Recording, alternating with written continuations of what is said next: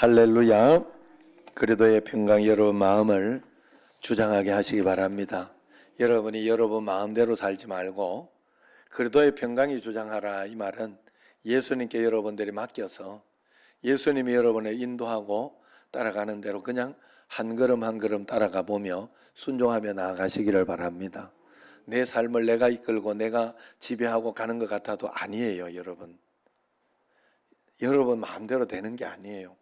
내 삶을 내가 지배하고 이끌어 가고 있다면 나는 병이 안 걸리겠지요. 나는 좋은 대학교 갔겠지요. 그리고 내가 내 하고 싶은 대로 나는 지금 엄청 부자가 돼 있거나 그렇게 됐겠지요. 내가 이끌어 가는 게 아니라는 걸 꼭 기억해야 돼요. 제가 이번에도 이렇게 보면서 여러 가지로 이 믿음으로 살아야 하는 게 맞다 하는 것을 여러 가지 생각한 가운데 오늘 새벽에는 제가 이렇게 보면서 하나님, 제가 하나님 앞에 뭐 잘못된 거 있습니까? 요즘 또 좀 고난이 좀 많습니다. 하나님, 어째 된 일입니까? 하고 기도하며 이렇게 나아갔을 때 하나님께서는 다른 말씀을 보여준 게 아니라 내게 딱 그 일정표를, 여기에 내가 일정표가 있는데 거기에 이렇게 몇 가지를 보여줬어요. 한 가지는 한 가지는 산돌교회 후배 목사를 잘 인도해 준 게 한 가지가 있었고, 또 한 가지는 총회장님이 이렇게 내가 원하고 또 필요했던 분이 잘 된 게 있었고, 또 한 가지가 내가 부노회장이 된 거예요. 그래, 이게 내가 원한다고 되는 게 아니에요. 그런데 이것이 하나하나 시기와 때가 잘 맞게, 총회 부총회장 나올 때 우리 형님 2년 선배고 또 우리 먼 친척인데 그분이 될 때 내가 힘을 쓸 수 있었던 거예요. 그동안 한 번도 나는 총대에 나가본 적도 없고 투표권도 없어요. 우리는 사실은. 그리고 투표하면 될지 안 될지도 모르고 그러는 가운데 있다가 우리가 총대 가는 사람이 한정되어 있기 때문에, 그런데 이번에 내가 서기로 돼가지고 당연직으로 가고 또 서기가 또 총대 이렇게 임원 이런 사람들에게 힘도 쓸 수 있고 이야기도 할 수 있고 이러니까 한쪽에서 내가 잘 이렇게 해줄 수 있어서 얼마나 감사했다고. 하필 이때 이렇게 딱 되었을까, 참 신기했어요. 그리고 또 뭐 분회장 되는 어떤 그것도 다른 곳에서 누가 나온다 그러고 양보하라 그래. 난 양보하려 그랬어요. 그랬는데 또 내가 양보한다고 날 도와줄 사람이, 도와줘야 되는 사람이 있는데 그 사람이 너 양보하면 죽어 이러더라고. 너는 끝이야 이러더라고. 어떻게 해서든지 너는 가만히 있어라. 아무 소리도 하지 마라. 한다 만다 이런 소리 아무 소리 하지 마라. 가만히 있어라. 그리고 내 마음대로 하는 거 아니다 라고만 이야기해라. 그렇게 이야기해가지고 정말로 그냥 그럴 수밖에 없었어요. 미안하다 그래고. 내가 그렇게 하고 했을 때 또 모든 게 순적하게 잘 됐어요. 그리고 또 후배 목사도 내가 산돌교회 거기도 사실은 내가 뭐 사람이라는 게 판토내고 그리고 또 뭐 신경 안 쓰면 신경 쓸 일도 아닌데 내가 마음속에 하나님의 뜻인 것 같다 하는 판단을 잘했지요. 그리고 내가 고맙고 그랬던 것도 있고 그러기 때문에 진짜로 내가 한 건 없지만은 지혜롭게 내가 이쪽 저쪽을 잘 연결시킨 게 있어요. 그래가지고 됐어요. 그런 것들을 내가 생각해, 기가 막히게 하나님이 인도했구나. 뭐 이런 것도 기가 막혔고, 그 다음에 내가 뭐 이렇게 LED도 기가 막혔고, 그것도 해도 이번에는 다른 방면을 하나님이 내게 보여주셔서 너무 감사했어요. 그래 맞다. 하나님 틀리지 않다. 내 삶의 하나님은 틀리지 않다. 하나님 인도하는 대로 지금 내 자신이 주님 앞에서 내가 거짓으로 아니면은 그냥 눈 가리고 아웅하면서 그렇게 하고 있는지 아닌지만 잘 살펴보고 주님 앞에 그렇게 내가 최선을 다해서 가면 되겠다 하는 마음으로 그렇게 가고 있어요. 그러면서 또 이제 이렇게 보면서 사실은 이번 주일에도 어제 금요일 날 그 산돌교회 목사님이 나하고 노회장하고 또 식사 또 대접하겠다고 그래가지고 만나기로 했어요. 그런데 어제 전화가 어제 와가지고 오늘 일이 생겼다고 다음 주나 다른 데로 좀 미뤘으면 안 되겠냐 이런. 그래가지고 내가 이야기하고 산돌 이야기하고 이렇게 해가지고 다음 주 금요일로 미뤘어요. 내가 한 게 아니잖아요. 다음 주 금요일에 시간이 되니까 미뤘어요. 그리고 다음 주 금요일이 딱 계획이 잡히고 또 그렇게 일정이 될 줄 알았더니 오늘 또 이렇게 또 내한테 그 노회장이 전화가 와가지고 다음 주 금요일 날 이 뭐 지금 현재 노회장이 전 노회장들도 다 모이라네 이러면서 식사한다고 또 전 노회장들한테 조언도 듣고 뭐 그런다고 한 번씩 모이는 게 있어요. 그래서 그걸 또 다음 주 금요일 잡아놨다고. 그래가 보니까 그 다음 주 금요일은 또 내가 약속이 잡힌 게 있어요.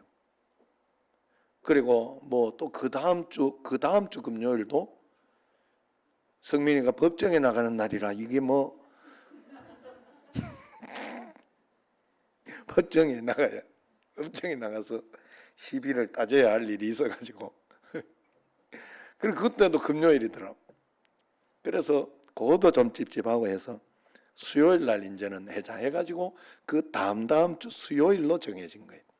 또 그것도 그렇게 정해놨지만 그때 하지만 안 할지 모르는 일이잖아요.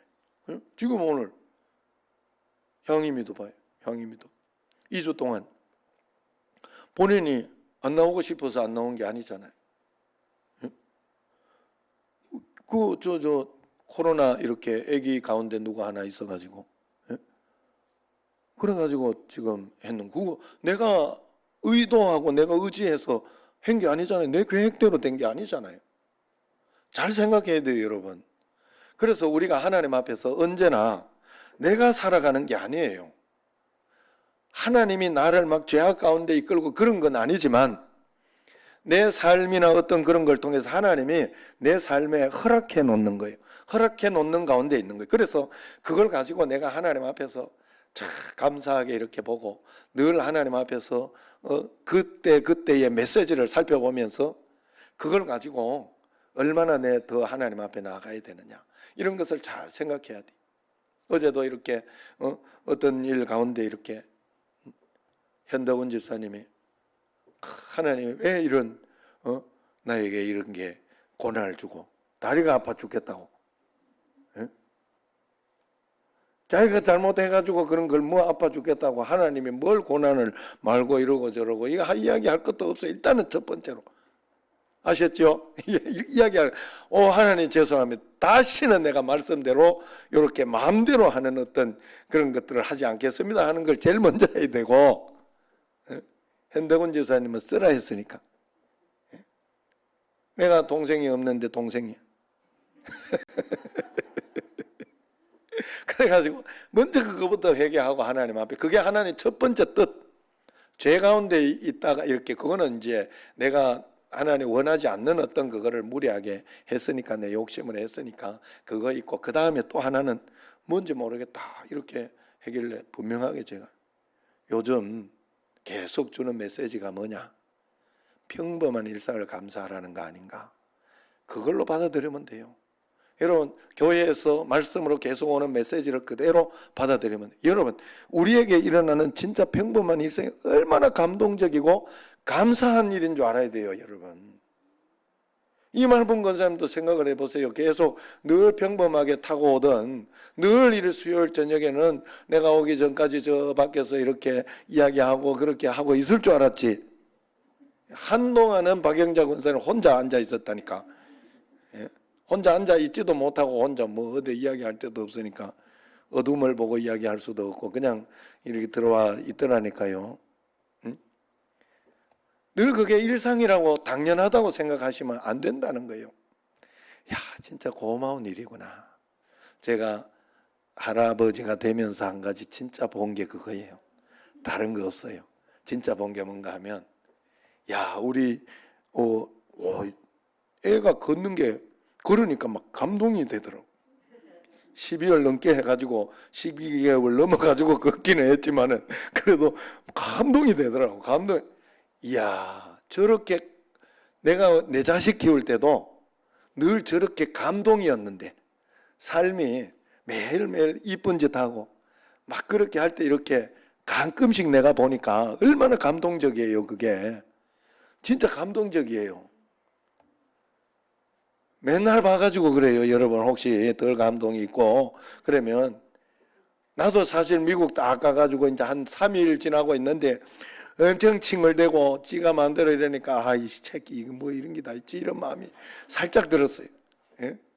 이게 올 때는 굉장히 기쁜데, 볼 때는 이쁜데 계속 이러고 뻗은거리고 계속 지 할 일 하려 그러고 지 욕심 부리고 막 그러잖아요. 지 하고 싶은 대로. 그러면 이게, 야, 갈 때는 더 기쁘다 하는 게 진짜 뭔 말인지 나는 알 것 같더라고.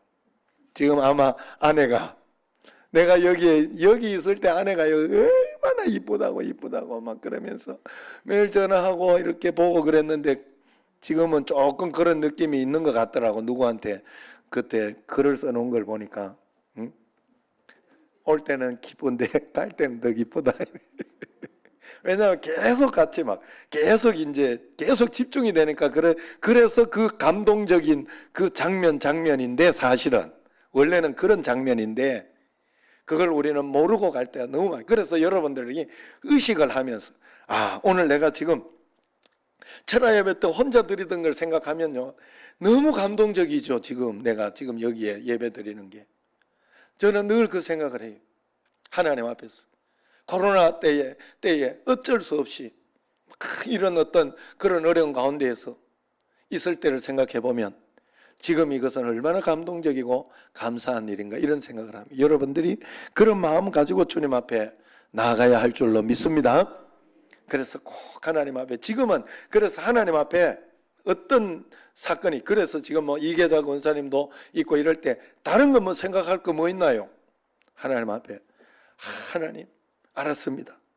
내가 더 평범하고 이럴 때는 더 감사하겠습니다. 더 전심으로 내가 살아가고 전도하고 복음 전하고 하나님 뜻 가운데로 내가 그렇게 살아가겠습니다 하고 주님 앞에 그렇게 기도하시길 바랍니다. 오늘 말씀이 복음의, 우리 예수 믿는 사람의 복음의 삼중직을 이야기를 하는 그런 말씀 중에 하나예요. 오늘 말씀이 뭐냐 하면,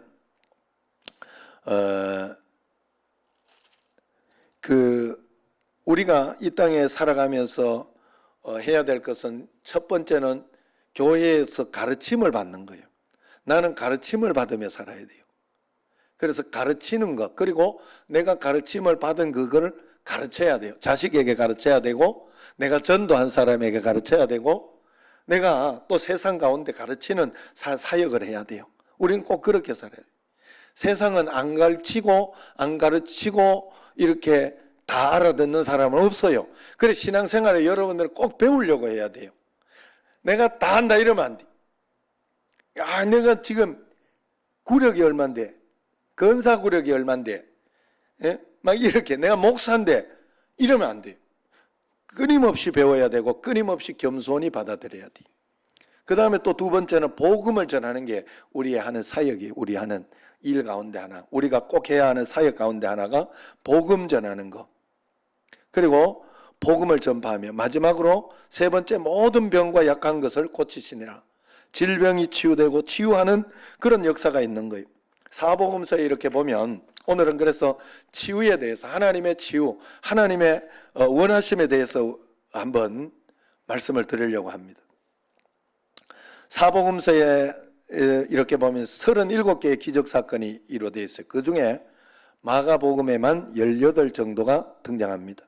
이 마가복음에 이렇게 보면 1장에만도 5가지 이적이 언급되어 있어요. 리차드슨이라는 분이 성경 연구를 했는데, 그가 마가복음 1장에서 10장까지 예수님 공생애를 다룬 내용이 422절이 있는데, 그 중에 절반 가까운 200절 정도가 예수님의 이적에 대한 설명이라고 그래요. 그리고 예수님의 사역 중 이적은 절반 가운데가 이적 가운데 있고, 그 이적이 치유 사역을 이야기하는 것이라 말했습니다. 교회가 치유 사역을 하는 것이 과연 성경적인가 하는 그런 것이 많이 대두가 되었었죠.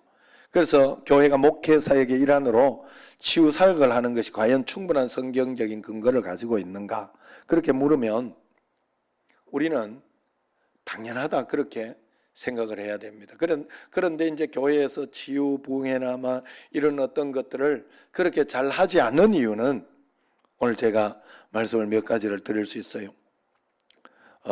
그렇게 하지 않는 이유는 특정 교단이나 부흥사들의 별난 사역으로 여겨서 그런 것입니다. 그리고 치유 사역을 하는 사람은 교회를 비정상으로 여기고 치유 사역을 하지 않는 교회나 목회자나 그리스도인들을 이렇게 좀 비정상으로 이렇게 보는 어떤 그런 것들이 퍼져 있는 거예요. 그래서 우리가 치유 사역을 하는 게 좀 이상하게 우리가 보는 게 있다 하는 것이죠.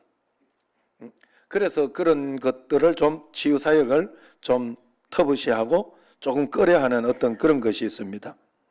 그러나 우리가 교회 성경에서 이야기하는 성경에서는 치유가 빠질 수가 없어요.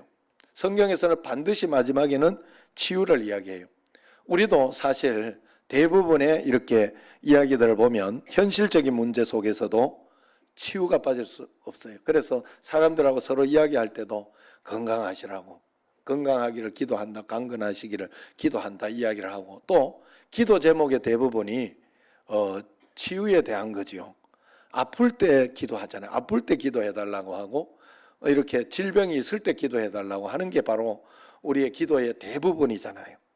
대부분 다른 것들은 그냥 이길만 하고 넘길만 하다고 그냥 이야기도 잘 하지 않잖아요. 그 치유라는 건 그만큼 우리가 예수님 믿고 주님 앞에 있는 우리에게 굉장히 중요한 문제다 하는 것입니다. 그런데 우리가 이것을 소홀히 하고 그렇게 하고 있는 거예요. 그렇기 때문에 그런 무지 때문에 사단은 많은 질병을 가지고 우리를 공격합니다. 질병은 사단이 하나님 나라를 공격하는 큰 무기 중에 하나라는 걸 알아요. 다 질병이 사단으로부터 나오는 것은 아니지만 사단이 공격하는 큰 무기 중에 하나입니다. 월남전에서 베트콩이 그랬다 그래요. 날카로운 쇠고챙이를 정글에 이렇게 묻어뒀다가 지나가는 사람들이 이렇게 찔리도록, 그렇게 군사들이 찔리도록 했다고 합니다. 그러니까 한 사람이 그렇게 찔려가지고 그렇게 상처가 나면 두 사람이 부축하지요. 후방으로 옮기는 과정에서 앞뒤에서 경계를 서지요. 그러다 보면 찔린 사람까지 한 5명이 그것 때문에 신경 써야 되고 다른 전쟁을 하지 못하게 된다는 거예요. 그래서 한 사람이 소중했던 그 정글전에서 베트콩의 그 쇠꼬챙이 작전은 굉장히 성공했다고 합니다. 여러분, 사단이 이런 쇠꼬챙이 전략을 쓰고 있다는 사실을 우리가 알아야 돼요. 사단은 질병을 가지고 하나님의 사람들을 무력화시킵니다. 한 사람만 잘 공격하면 몇 사람의 손발을 묶어 놓을 수 있기 때문에 그렇습니다. 사단의 공격이나 죄로 인한 질병만 있는 건 아니죠. 우리의 잘못된 습관으로 인한 질병도 있고 공해나 농약이나 자연 파괴로 생기는 질병도 있습니다. 혈통과 유전적인 질병도 있습니다. 상처나 스트레스로 인한 그런 질병도 있어요.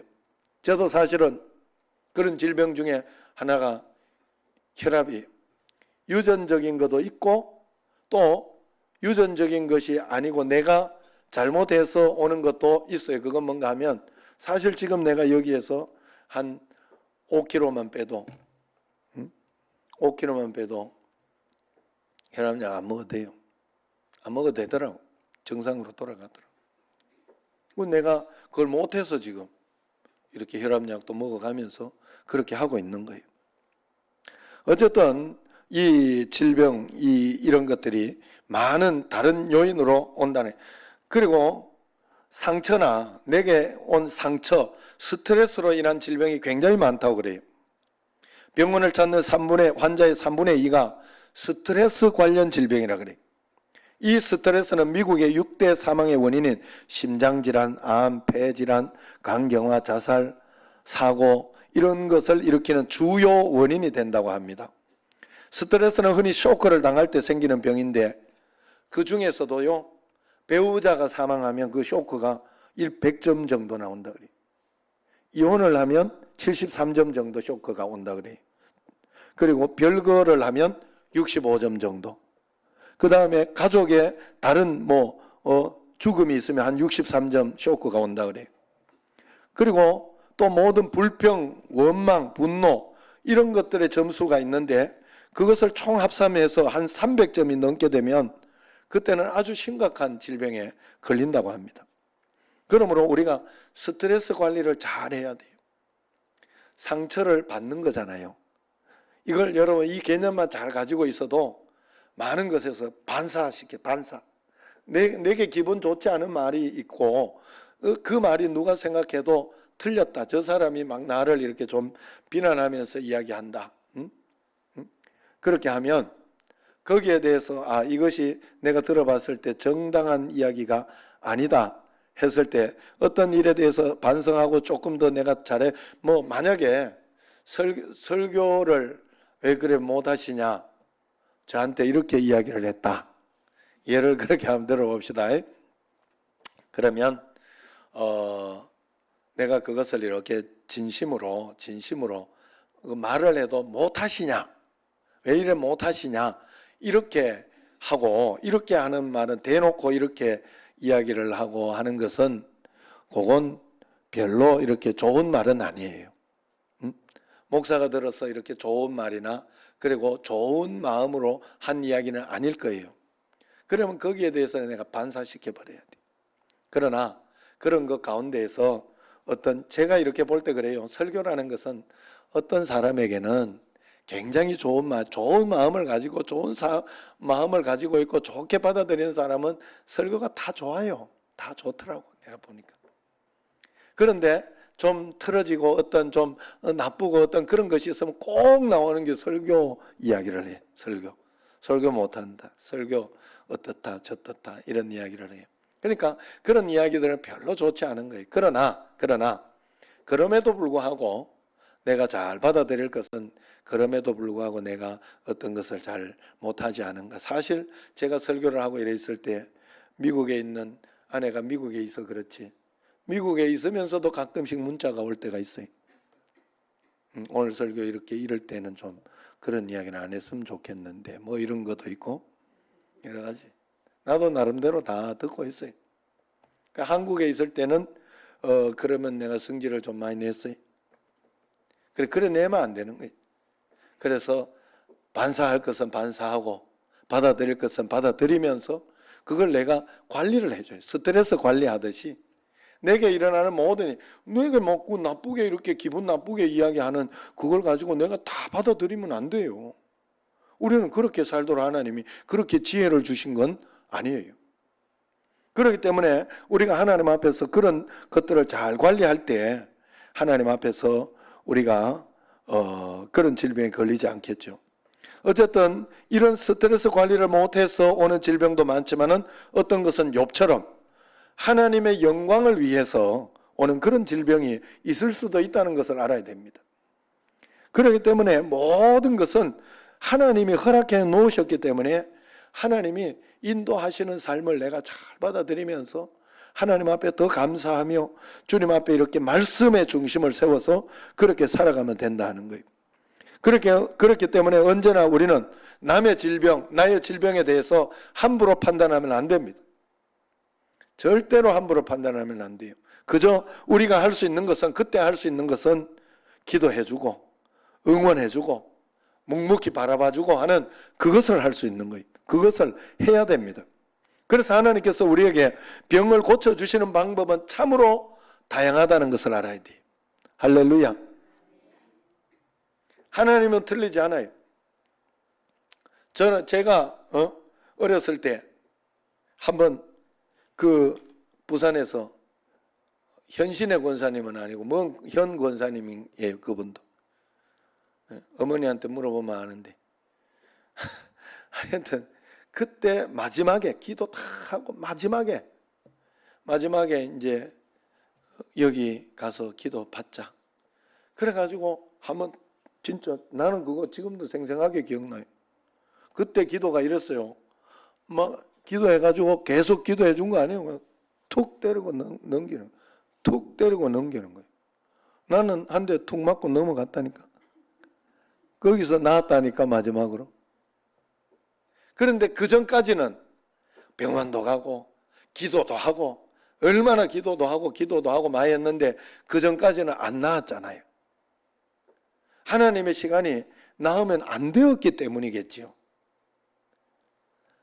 사실 뭐 그때 날 가르치려고 하나님이 그런 것 같지는 않고요. 어머니와 이모님이 기도를 그래 많이 했으니까 그 하나님께서 또 뭔가가 있었겠지요. 그래 그걸 고치고 이런 걸 보면서 어머니는 얼마나 확신을 하고 그러면서 믿음의 신앙이 강해졌겠어요. 그래서 지금까지 우리 가정을 그래도 이끌어 준 거 아니에요. 믿음에 흔들림이 없는 그런 믿음을 가지게 된 거 아닙니까? 어쨌든 여러분 우리가 하나님은 참으로 다양하다는 거예요. 가장 먼저 하나님은 자연 은총이라고 할 수 있는 우리에게 지혜로 은총으로 주신 그것을 병원, 약국, 인간의 경험, 지혜를 통해서도 먼저 치유하시는 거예요. 그걸 여러분들이 믿고 또 잘 따라가야 돼요. 지금 내가 이번에도 신순덕 권사님이 누구냐 저기 김창관 집사님 오늘 안 들어왔나? 머리가 났다고 샴푸를 소개를 해줘가지고 당장 샀습니다. 내가. 오늘 저녁부터 당장 쓰려고. 그것으로 될 수도 있고 그래가지고 형님한테 야 이거 난답니다. 수고하답니다. 시커멓답니다. 내가 이러니까 아이 참, 야 머리 했으면 제 누구야 옛날에는 지금은 아니고 옛날에는 그 노태우 앞에 전두환 씨가 안 했겠냐 이러더라고. 노벨상감이야 노벨상감 이러더라고. 그래서 또 체질에 맞으면 또 될 수도 있잖아요. 그게 전혀 없어서 어떤 사람은 되니까 그렇게 그 샴푸가 잘 빨리는 거고 그런 거지. 그래가지고 안 믿더라고. 그래가지고 일단 내가 써볼란다. 나는 증거가 있으니까 써볼란다. 그래가지고 이제 내가 쓰기로 했어요. 그렇게 될 수도 있는 거예요. 제발 좀 형님이 나보고 자꾸 꼬셔요. 요즘 그냥 심자. 심자.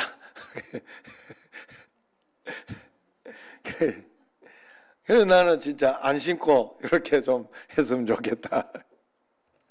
그런 마음이 이렇게 드는 것처럼 어쨌든 그런 거예요. 그래서 여러분들이 우리가 하나님 앞에 그런 것을 위해서 먼저 받도록 하나님이 인도를 해요. 그러나 하나님은 우리의 예배와 성례전 그리고 개인 기도, 소그룹 기도를 통해서 병든 자가 고침을 받도록 또 하시지요. 귀신 들린 자는 오히려 일반 은총의 병원보다 예배 소그룹 기도를 통해서 더 많이 치유가 됩니다. 그래서 성령의 은사 중에 병 고침의 은사, 믿음의 은사, 능력 경험의 은사가 치유와 관련되는 은사가 굉장히 많아요. 그것은 은사자들을 통한 치유 사역을 이야기하고 있는 거 아니겠습니까? 그래서 야고보서 5장 14절을 보면 너희 중에 병든 자가 있느냐? 그는 교회의 목사, 장로들을 청할 것이요. 장로들을 청할 것이었는데 여기에서는 목사, 장로를 이야기하는 거예요. 그들은 주의 이름으로 기름을 바르며 그를 위하여 기도할지니라 이야기를 합니다. 교회의 어른들, 목사, 장로를 통한 치유가 있습니다. 이것은 더 나아가서 믿는 자는 치유 사역을 할 수 있다는 걸 이야기하고 있어요. 성경에 보면 믿는 자는 누구나 손을 얹은즉 나으리라 했습니다. 그렇기 때문에 우리가 예수님을 구세주로 모시고 나면 우리에게 이런 권세, 능력이 생기는 거예요. 그냥 믿으세요, 여러분. 그리고 믿고 그 시간을 내가 정하지 말고 그 다음 하나님의 역사는 하나님의 시간과 때에 맡기고 또 방법도 하나님께 맡기고 어떤 것은 병원을 통해서 할 수도 있고 어떤 것은 기도를 통해서 곧바로 될 수도 있고 아니면 오랫동안 기도해서 될 수도 있고 그거 모르네. 내가 오늘 여기에서 마지막으로 여러분들에게 예화로 이야기를 해주는 목사님이 있어요. 이분도 하나님 앞에서 자기가 생각했던 대로는 안 되더라고. 마지막에 다 하나님께 맡기고 주님 앞에 나갔을 때 하나님이 기적적으로 그 치료를 해주는 것을 볼 수 있어요. 그렇기 때문에 하나님께 다 맡기고 믿음으로 우리가 나아가야 돼요. 한국 교회 치유사역에 문제가 없었던 것은 아니잖아요. 치유사역의 마음을 닫기까지 이유가 뭐겠어요? 첫 번째, 이렇게 보면 치유사역에 몇몇 은사 있는 사람들에게 자기 과시처럼 그렇게 되는 것을 보면서 치유사역에 문제가 있다고 그렇게 본 거예요. 신유의 종, 신유 집회하면 되게 좀 이상한 사람이 하는 듯한 신유 집회가 많이 있었지요. 그나마저 요즘은 이런 신유 집회조차도 찾아보기가 힘든 상황이 되어버렸어요. 또 두 번째, 치유 방법이 비성경적인 것이 많아서 부정적으로 보이는 게 있었어요. 손톱으로 막 상처를 핥힌다거나 안찰한다고 엄청 두드려 팬다거나, 그러다가 사람이 죽지를 않나, 손가락으로 눈을 찔러서 눈을 상하게 하기도 하고. 그래, 자연적으로 사람들은 치유사역을 이상행동이나 미신적인 일로 받아들일 수밖에 없는 거예요. 성경에 어디에 그 두드려 팬 적 나으리라 뭐 이런 게 어디 있겠어요. 그러나 또 이렇게 안찰하는 어떤 그걸 통해서 또 그분에게 낫기도 하겠지요. 사실은 그런 일도 있겠지요. 그런데 모든 사람을 그걸 가지고 막 하면 안 된다는 거예요. 그래서 이게 문제가 생기는 거예요. 예수님은 침을 발라서 이렇게 눈에 해서 그렇게 해서 실로암 물에 가서 씻어라. 방법이 다르잖아요. 어떤 것은 그냥 가다가 눈이 낫기도 하고 그렇게 하고, 방법은 다 하나님 앞에 있는 거예요. 내가 정하는 게 아니다 하는 거예요. 그러나 하나님은 우리가 낫기를 원하고 치유받기를 원한다는 사실을 꼭 믿으시기를 바랍니다. 그래서 치유는 하나님이 하신 일이고 하나님 일이기 때문에 우리가 또 대가를 받거나 그렇게 하지 않아야 되는데 그걸 가지고 돈을 요구하고 하는 일들이 많이 있지요. 그래서 신우 사역자들이 무리한 대가를 요구해서 또 욕을 먹던 때가 많이 있었습니다. 거저 받았으니 거저 나누는 원칙을 가져야 됩니다. 감사의 표현은 있을 수 있겠지만은 치유를 가지고 대가를 요구하면 안 돼요. 내가 한 게 아니기 때문에 그래요. 또 치유 사역을 교회 밖에 있는 한수 낮은 어떤 그런 교회처럼 취급된 일도 있었습니다. 이것이 한국 교회가 가진 불행한 경험들이에요. 그러므로 이제는 성경적으로 치유 사역이 우리에게 제대로 자리매김을 해야 됩니다. 출애굽기 15장 26절에 보면 이런 말씀이 있어요. 이르시되 너희 하나님 나 여호와의 말을 들어 순종하고 내가 보기에 의를 행하고 내 계명에 네가 귀를 기울이고 내 모든 규례를 지키면 내가 애굽 사람에게 내린 모든 질병 중 하나도 너희에게 내리지 아니하리니 나는 너희를 치료하는 여호와임이라 했어요. 여기에서 치료하는 여호와, 이게 여호와 라파예요. 여호와 라파. 하나님은 여호와 라파라고 했어요. 여호와 라파. 그렇기 때문에 하나님은 치료하는 하나님이에요. 하나님은 치유 자체라는 뜻입니다. 그러므로 교회는 치료하는 공동체가 되어야 돼요.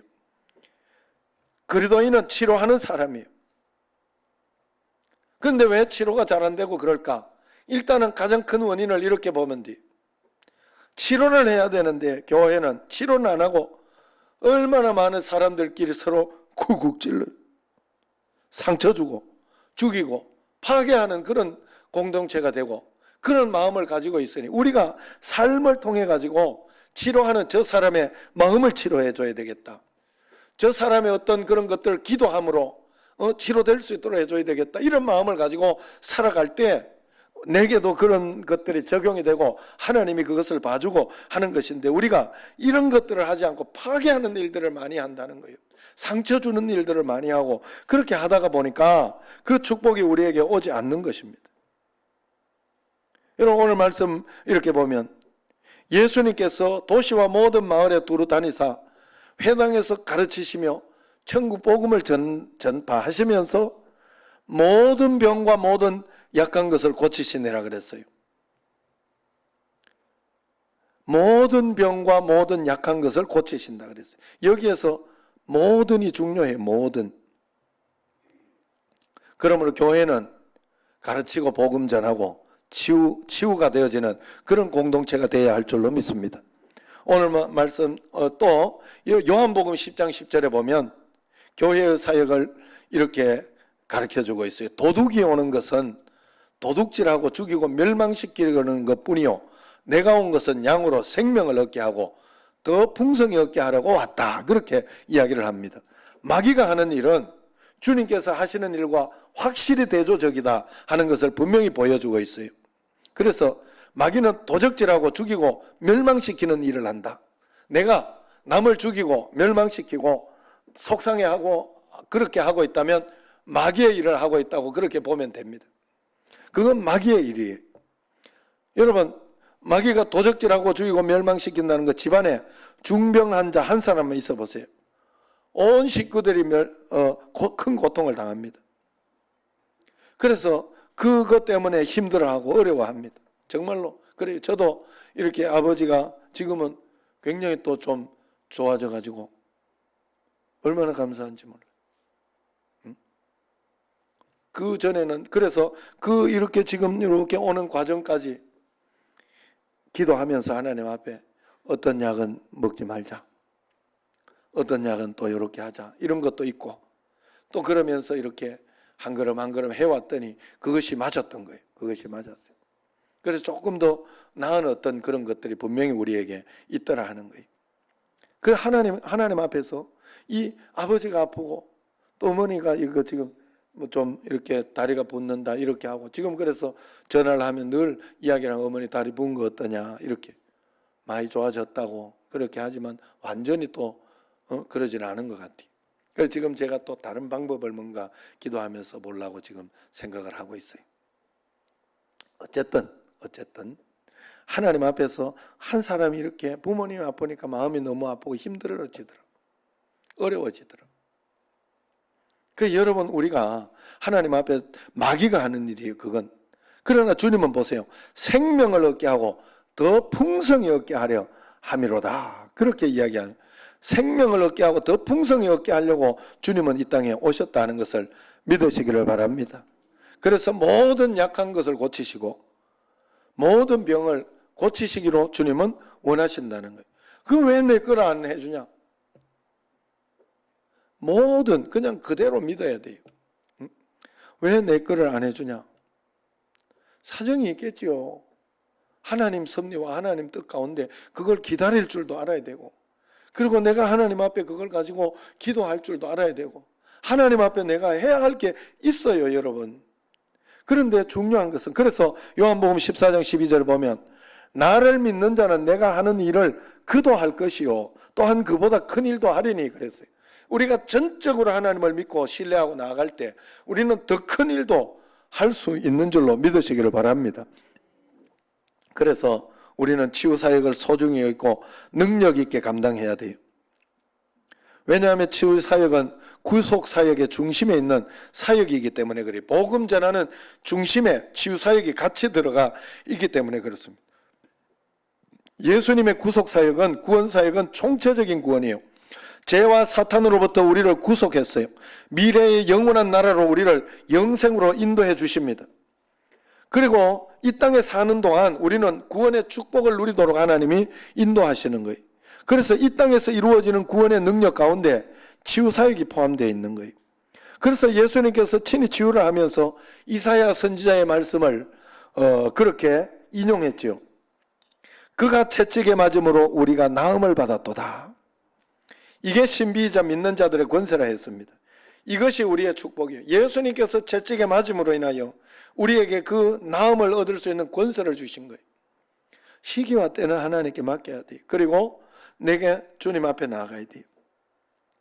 그러므로 치유의 권세를 꼭 누리시기 바랍니다. 이웃을 위해 기도하고 치유하시고, 또 가정을 위해서, 가정 안에서도 치유의 능력이 있습니다. 기도해주고 또 기도하고 그러면서 나아가야 돼요.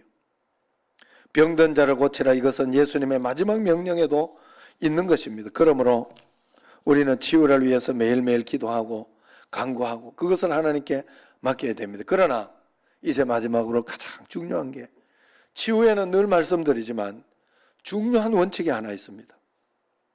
질병만 나으면 되려고 하니까 안 되는 거예요, 여러분. 그런 식의 기도는 안 돼요. 그건 미신이에요. 치유와 회복에는 반드시 하나님의 전인적인 치유의 경험이 있어야 돼요. 영과 육이 함께 치유되는 역사가 있어야 된다 하는 거예요. 하나님이 질병을 허락하시고 그것을 치유할 때는 반드시 의미가 있고 섭리가 있는 거예요. 그러므로 그걸 발견하고 그걸 통해서 하나님을 만나고 경험하는 역사가 반드시 있어야 됩니다. 건양대학교 대학원 치유선교학과 교수이자 대전 방주교회 담임인 그 김창기 목사님의 간증을 내가 신문에서 봤습니다. 이 목사님께 어느 날 담도암이 찾아왔다고 그래요. 담도라는 것은 간에서 12지장까지 연결되는 관이라고 그럽니다. 담즙을 운반하는 거라 그래요. 이곳에 생기는 암을 담도암, 담관암 뭐 이렇게 이야기를 한다는데, 이 담도암은 국내 사망 원인의 6위를 차지하고 난치암으로 5년 생존율이 28% 정도로 그 예후가 좋지 않은 독한 암이라 그래요. 이 목사님이 처음에 한 달에 와서 병원에 갔더니 의사가 그 차트를 보더니 검사한 차트로 큰 병원에 가보라 그러더랍니다. 그래서 서울 세브란스 병원에 갔더니 의사가 가져간 검사 결과를 보고 담도암이라 하더랍니다. 조직 검사 안 해보냐 했더니 검사할 필요도 없이 이것은 암일 확률이 90% 이상이다 그러더랍니다. 너무 믿기지 않았다 그래요. 왜 내게 이런 일이 일어났을까 하는 마음도 들었다고. 그래서 그 목사님이 내가 목사인데 하나님께 기회를 드리고 한 달간 기도해보고 그래도 안 나으면 그때 하나님이 수술하라는 뜻인 줄 알고 그때 수술하겠다. 수술을 하면 어떠냐 그렇게 이야기를 했다고 해요. 그랬더니 의사가 그렇게 나을 게 아닌데 그러면서 그래도 원하면 그래 해봐라 그랬더니 이 목사님이 당시 100억대 새 성전을 짓고 있어서 큰 교회니까 그 스트레스가 심했다고 합니다. 지하 공사를 마친 상태에서 재정이 없어가지고 잠시 멈춰 있는 상태였다고 해요.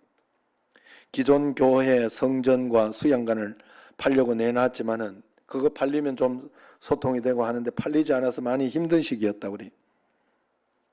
그래서 그런 것이 왔는가 봐요. 그래 대전교회에 또 알려서 중보 교회들에 알려 중보 기도를 신청하니까 상황이 더 나빠졌다 그래요.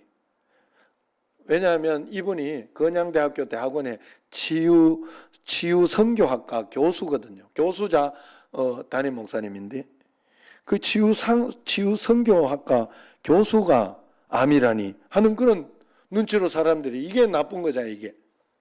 이게 상처를 주는 거 아니에요. 기도를 해주고 긍휼히 여기고 이래야 되는데 이런 마음을 가지는 게 이게 있으면 교회가 안 되잖아요. 그런 막 눈치가 있으면서 굉장히 그래가지고 더 잠도 안 오고 더 힘들었대. 한 달이 금세 지나고 암덩어리는 더 커졌다 그래. 우리가 생각하기에 그때 하나님께 기회를 드려서 기도해서 확 나아주면 얼마나 좋겠어요. 그런데 그렇게 안 되더라는 거예요. 안 돼. 그래가지고 의사가 그때 그냥 빨리 수술을 하자고 할 거를 암만 더 키웠다고 그러면서 자책하더라며 의사가. 그래도 일단 한번 열어보자 그러면서 했는데 결국 열어보니까 얼마나 커졌는지 담도는 물론이고 12지장 췌장까지 다 잘라냈다 그래. 수술 자체는 잘 됐다고 합니다. 그 정도만 해도 살 희망이 그때는 있었다고 해요. 그런데 출혈이 나오더니 이게 출혈이 멈추질 않나. 그래서 다시 수술을 했다 그래. 수술하고 보름 만에 화장실에서 또 쓰러졌다 그래. 출혈이 멈추지 않아가지고. 세 번째 수술을 해야 했다고 해요. 의사는 이제 세 번째 수술을 할 때는 가족들에게 마음의 준비를 하라고 했답니다. 그래 그 목사님은 죽고 사는 건 하나님 뜻에 달려있다. 그러면 가족을 위로하면서 그냥 맡기자. 하나님께 다 맡기고 또 가게 하면 가고 있게 하면 있으면 된다. 그래서 김 목사님도 그 마음이 흔들려가지고 이제 죽나 보다 생각했답니다. 그런데 수술대에 다 이렇게 누워있는데 거기 마취하기 전에 하늘을 이렇게 쳐다보고 있는데 그 위에 선명하게 두려워하지 마라. 내가 너와 함께 함이니라. 이사야 41장 10절 말씀이 탁 보이더라. 선명하게. 수술 중에도 출혈이 계속됐다 그래. 문제는 이 피가 어디서 나오는지 알 수가 없다는 겁니다. 에? 어디서 나오는지 할 수 없이 뱃속에다가 거즈를 집어넣어 놓고 배를 닫았다고 그래요. 정말로 살 가망이 없었다고 합니다. 더 할 수 있는 것이 없었다고. 그냥 죽는 날만 기다렸다고 해요. 그런데 그렇게 3일째 되던 날 기적이 일어났다고 그래요. 도무지 멈출 것 같지 않던 출혈이 안에 꺼져 덮어놓고 그냥 덮었던 그게 멈췄다 그래요. 그래서 뱃속에 고인 피를 빼고 빼내는 수술을 다시 하고 그것을 끝으로 그때부터 회복이 굉장히 빠르더라는 거예요. 굉장히 빠르더라. 하나님이 고쳐주기 시작한 거죠. 의사가 어리둥절하면서 의사생활 25년간 이런 일은 처음이라고 그러더랍니다. 김 목사님은 알겠더래요. 자기가 누워있는 동안 많은 목회자 성도들이 중보한 그 기도가 응답된 것이고 또 자기를 하나님은 전인적으로 바뀌어놓고 그렇게 만들었다는 것을 그때 깨달았다는 거예요. 그때 목사님은 전인치유가 무엇인지 전심으로 깨달았다고 합니다.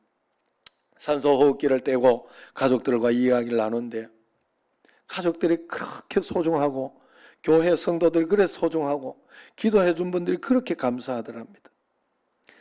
가족들과 성도들 한 사람 한 사람이 다 천사 같더라니. 천사, 내게 보내준 천사구나 이렇게 느껴지더라니. 그래서 말하다가도 울고 전화하다가도 울고 왜 우느냐 물으면 모든 게 감사해서 운다고 그랬다 그래요.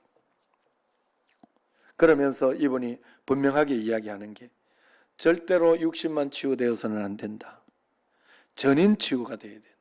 전인 치유라는 것은 육체와 마음과 영이 회복되면서 그것이 같이 치유가 돼야 되는데 단순히 육체의 병을 치료하는데 그치면 안 된다고 확신하며 치유 선교학과니까 이제 그런 것을 가르치고 있다고 합니다. 우리가 늘 생각해야 되는 게 여러분 우리가 문제 해결 소원 성취만 되면 안 돼요. 그건 내 뜻이에요. 내가 지금 불편하고 힘들고 하니까 더 잘 되고 하는 더 좋은 대학교 가고 아니면 어떤 소원이 되고 돈 많이 벌고 이러면 될 줄 아는데 돈 많이 버는 게 인간 쓰레기 만드는 게 굉장히 많아요, 여러분. 정말로. 돈 많은 사장이 돈 많은 것 때문에요. 그 아내를 얼마나 힘들게 하는 사람이 많아요. 예? 막 바람을 자꾸 피워, 돈 많은 놈들.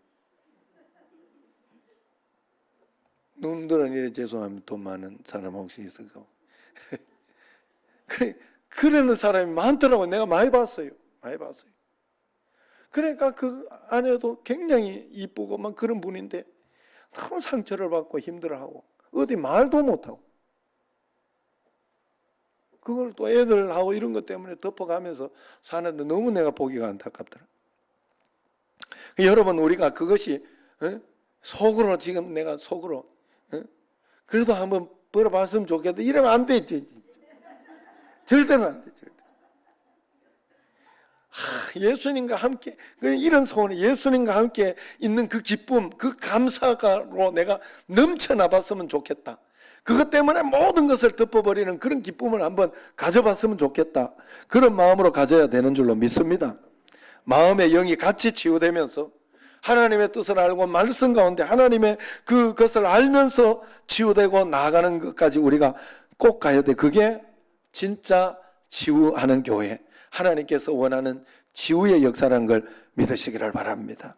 오늘 우리가 예수 그리스도를 통해 완전한 이런 치유를 통해서 교회의 삼중직을 잘 감당하고 건강하고 강건하게 하나님의 일을 감당하는 여러분과 저가 되기를 주의 이름으로 축원합니다. 기도하겠습니다.